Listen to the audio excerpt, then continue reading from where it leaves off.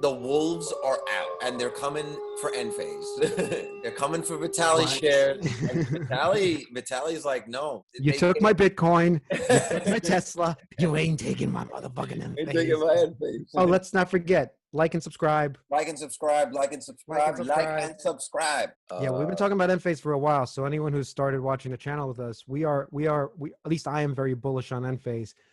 And this piece of news now is basically that Enphase is cooking the books. Somewhere around here, you got in around 25. You've been telling me. The backstory is that this is the company that makes the inverters and the solar systems that we have in our house. They're really good. They've been riding this wave because of good earnings, positive growth year over year, until a company with a huge short position against the company. Just yesterday, they came out with the report that says Enphase has been cooking the books, that they're not actually making all that money. Before that happened, they were using this information, or they were spinning this to seem like, oh, something's going on at the company, because our director, Benjamin John Courtlang, he discloses he sold 180 shares at 50. And this isn't even, that's not even at the high. The high was about 67. Right. And I did look into John Courtlang. He did sell 20% approximately of his stake. He still has 80% of his stake left. So he did not sell out of his entire position. But I think this company, the short seller, used this to say, oh, look, directors are getting out of this. And this is why, because their short position is that they're cooking the books. What was funny watching yesterday, besides as soon as Prescient Point came out with their short seller, you know, their whole thing that why they're shorting the thing, and that it should be worth, by the way, delisted, not worth anything. It should be just delisted. That's right. What they're saying. So immediately you saw the wolves come out, because all the law firms, there was like 8 law firms who piled on saying, contact us if you've lost money, contact us if you've lost money, which was kind of amazing to see. It's like, as soon as there's some blood in the water, right? Everybody. Right. It's either that fast of a reaction, or just like a coordinated attack, coordinated effect to say, let's get this stock down. Some of it does seem a little sketchy. I'm not going to lie. Well, the people they're talking to are former employees, which they never name. So this is some secret source in India. Former employees, secret source in India, which is a little fishy in itself.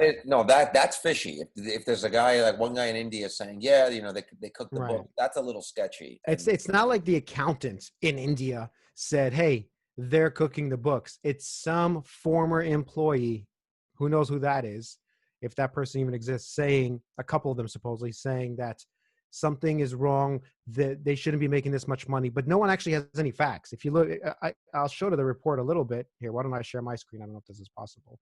Yeah, well, we can do that. I'm pretty much the only thing I want to. Well, yeah. Unless you want to cover something first. Go ahead. You should be able to take over the screen. It looks legitimate when I was going over it. Wait, what did it say? Target price delisted? Yeah, that's what I'm saying. Target price. Not even zero.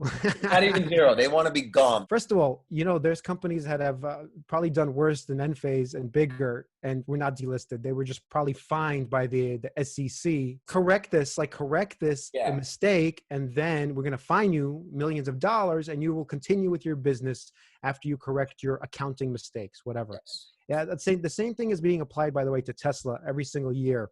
Now is like the only year the short sellers are quiet, because Tesla's at 1,000, no longer at 200. So it's hard to say anything negative. You don't see all these short people coming out again, you know? Right. So they're pointing out here is when it took off, when they're cooking the books started, basically.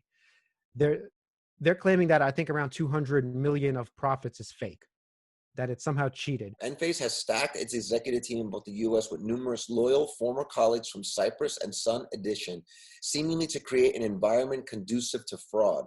Yeah, this is their real thing. Largest shareholder suspiciously sold his entire 11% stake in the span of just one day on May 22nd, which is right around the time our private investigation was concluding.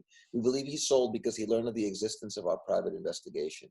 The crux is they're saying they added 200 million plus in artificial revenue by some accounting gimmicks. That's what they're saying. So they're not actually as profitable as they're claiming to be, which made their Well, that's stock why fly I'm off trying the. to get their financials, because if you remove 200 million, I want to know what they're actually, what this Hold company on, hold is on. saying Let that me they're just actually worth. look at their income. Right, they're saying basically 2018, 94 million to 2019, 221 million. So if what they're saying is true, if this company is true, then 200 million of this is fake. The way I read it is they're taking future accounting, like basically future sales, and adding them to like deferred revenue, like sort of like Tesla has deferred revenue for their autonomous driving stuff. Right. They're taking deferred revenue and adding it to this like current quarter, which increases their income, obviously. You I can love take this a look. company so much. It's funny. Like you love.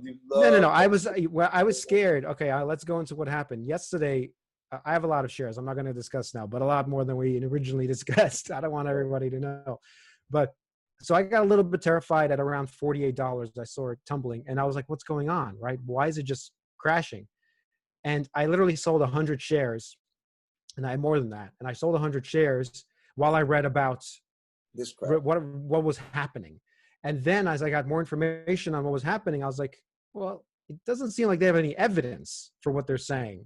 Because if you actually looked at their report, so in the span of an hour, it fell to another 40, like a 45 or something. And I was like, all right, you know what? I believe in this thing. I'm just going to buy it back. So I made that 48 to 45. So that's like a $300 profit, not much, Right. but I bought back the 100 shares. Yeah. And then later during the day, it fell all the way to 38 and change. And I bought again at 38. And then it popped to, so I still kept my original shares. That's there. And then I bought an extra 100 shares. That's what happened. Yeah.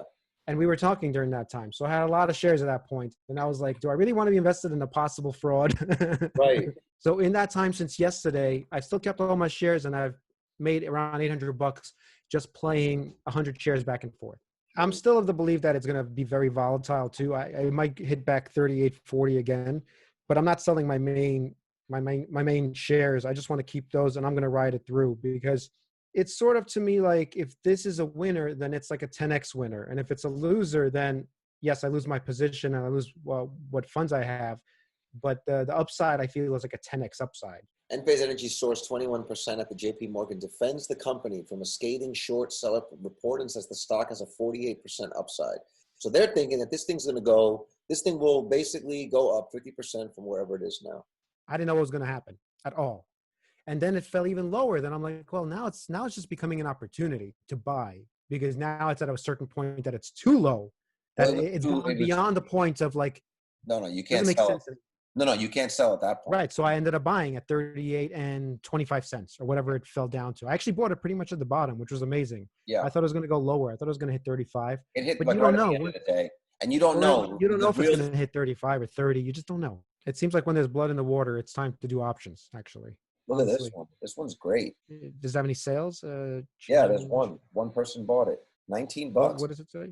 $19. 100 shares of Enphase at 32. That's the strike price. What about No, that's what it's sold at. This is what it's sold at. Someone bought this. This is what they got it $19, $32. Yeah. Is it 2 years from now? Yeah, I might pick up one of these actually because then that's just right. You basically have to price, right? Have to price more shares. You can get a because if these analysts are right and it's going back to 60, some of them are saying that $60 estimated. But I mean, look, you can get this. Look, for 1960, you can get one for $45, or for $19, you can get one for 32. If it only makes, why would you get it for 40 if it's the same? Look at this one here; it's $17. Yeah, that doesn't make any sense. I'm wondering what's going on there. This company is $5 billion. Okay, this is Tesla's pocket change. When people aren't looking at market cap, start looking at market cap. Okay, this company is very small. Even though it ran up a lot over the last year or two, it's still very small. So if they are successful in solar and they're not cooking the books, that's a big if, right? If they're not cooking the books, this is not a $45 company for too long.